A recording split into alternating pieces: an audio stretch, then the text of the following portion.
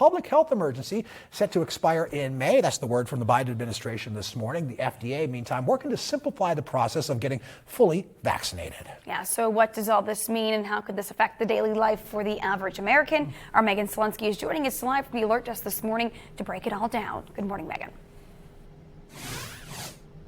Good morning. Well, Mark Brissa, I do have Dr. Becky Dawson here with me this morning. And Dr. Dawson, can you explain to us what it means now that this public health emergency is set to expire in May? How is this going to impact us and what should we know about it? So I think we need to understand that COVID isn't going anywhere. The virus isn't changing. But in terms of how we're prioritizing it within the public health and medical communities, the expiration of the public health emergency just means that it's not the top priority or one of the top priorities. It still will be part of the work that public health and medicine deal with. But on a day-to-day basis, it's really not going to affect us that much. And even though this is set to expire in May, we're still pushing vaccines, and you as an epidemiologist has been talking about that quite a bit. But the FDA now is trying to work so it happens once a year, kind of like the flu shot. Can you talk a little bit about how that is going to work?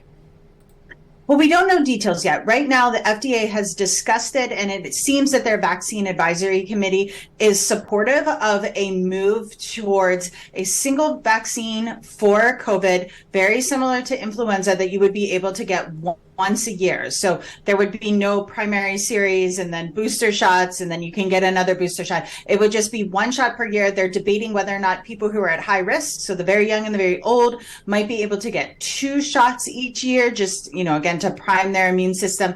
But that's where we're going, trying to keep this simple, make it so that it aligns with other vaccines, and that we can do the most to protect people's health going into a future that's always going to include COVID. Well, we talk about keeping things simple, and sometimes there's a lot of information out there. What is being fully vaccinated against COVID-19 now? I know we had a few boosters coming out. How many shots should we have had if we want to be fully safe against COVID-19?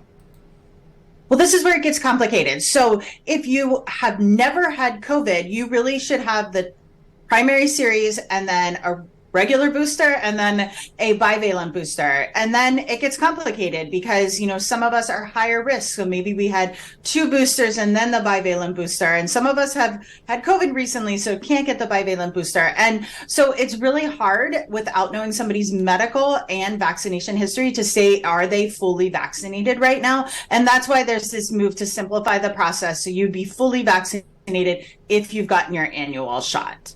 Well, it's been 3 years since COVID first started, and we're going to keep you updated as these different moves happen. But from the Alert Desk, Megan Selensky, Erie News Now.